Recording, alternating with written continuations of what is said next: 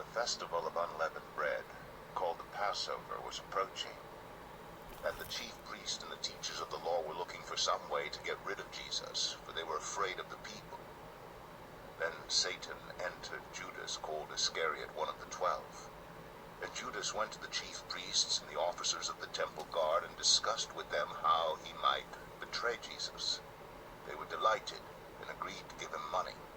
He consented and watched for an opportunity to hand Jesus over to them when no crowd was present. Then came the day of unleavened bread, on which the Passover lamb had to be sacrificed. Jesus sent Peter and John, saying, "Go and make preparation for us to eat the Passover." "Where do you want us to prepare for it?" they asked. He replied, "As you enter the city, a man carrying a jar of water will meet you. Follow him to the house that he enters, and say to the owner of the house, 'The teacher asks, where is the guest room where I may eat the Passover with my disciples?' He will show you a large room upstairs, all furnished. Make preparations there." They left and found things just as Jesus had told them, so they prepared the Passover. When the hour came, Jesus and his apostles reclined at the table, and he said to them, "I have eagerly desired to eat this Passover with you before I suffer. For I tell you, I will not eat it again until it finds fulfillment in the kingdom of God." After taking the cup, he gave thanks and said, "Take this and divide it among you. For I tell you, I will not drink again from the fruit of the vine until the kingdom of God comes." And he took bread, gave thanks, and broke it, and gave it to them, saying, "This is my body given for you. Do this in remembrance of me." In the same way, after the supper, he took the cup, saying, "This cup is the new covenant in my blood, which is poured out for you. But the hand of him who is going to betray me is with mine on the table. The Son of Man will go as it has been decreed, but woe to that man who betrays him." They began to question among themselves which of them it might be who would do this. A dispute also arose among them as to which of them was considered to be greatest. Jesus said to them, "The kings of the Gentiles lord it over them, and those who exercise authority over them call themselves benefactors.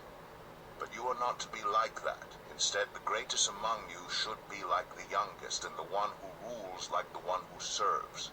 For who is greater, the one who is at the table or the one who serves? Is it not the one who's at the table? But I am among you as one who serves. You are those who have stood by me in my trials, and I confer on you a kingdom, just as my Father conferred one on me, so that you may eat and drink at my table in my kingdom, and sit on thrones judging the 12 tribes of Israel. Simon, Simon, Satan is asked to sift all of you as wheat, but I have prayed for you, Simon, that your faith may not fail. And when you have turned back, strengthen your brothers." But he replied, "Lord, I am ready to go with you to prison and to death." Jesus answered, "I tell you, Peter, before the rooster crows today, you will deny 3 times that you know me." Then Jesus asked them, "When I sent you without purse, bag, or sandals, did you lack anything?" "Nothing," they answered. He said to them, "But now if you have a purse, take it, and also a bag. And if you don't have a sword, sell your cloak and buy one. It is written, 'And he was numbered with the transgressors.' And I tell you that this must be fulfilled in me. Yes, what is written about me is reaching its fulfillment." The disciples said, "See, Lord, here are 2 swords." "That's enough," he replied. Jesus went out as usual to the Mount of Olives, and his disciples followed him. On reaching the place, he said to them, "Pray that you will not fall into temptation." He withdrew about a stone's throw beyond them, knelt down and prayed, "Father, if you are willing, take this cup from me.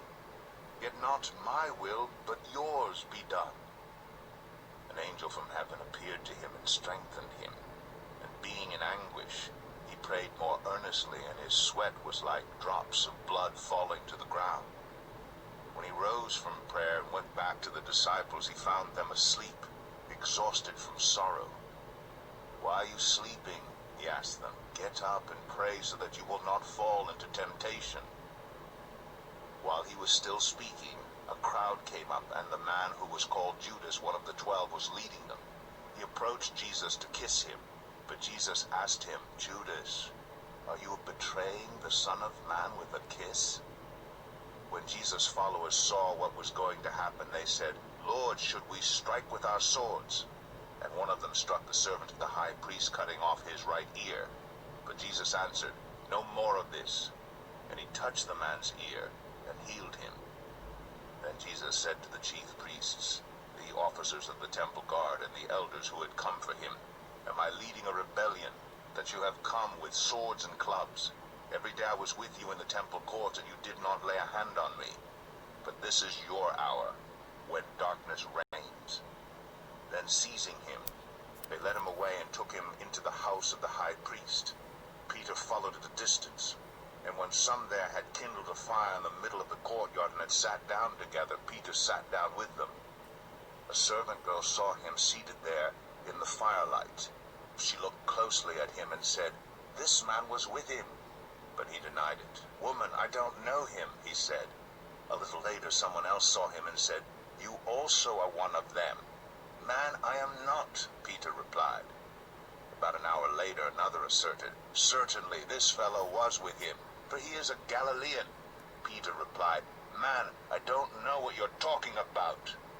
Just as he was speaking, the rooster crowed. The Lord turned and looked straight at Peter.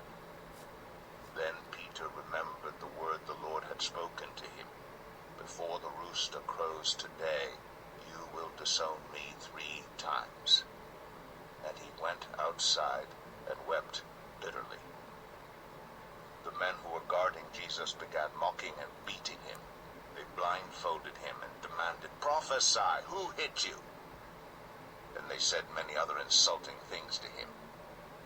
At daybreak the council of the elders of the people, both the chief priests and the teachers of the law, met together, and Jesus was led before them. "If you are the Messiah," they said, "tell us." Jesus answered, "If I tell you, you will not believe me, and if I asked you, you would not answer. But from now on, the Son of Man will be seated at the right hand of the mighty God." They all asked, "Are you then the Son of God?" He replied, "You say that I am." Then they said, "Why do we need any more testimony? We have heard it from his own lips."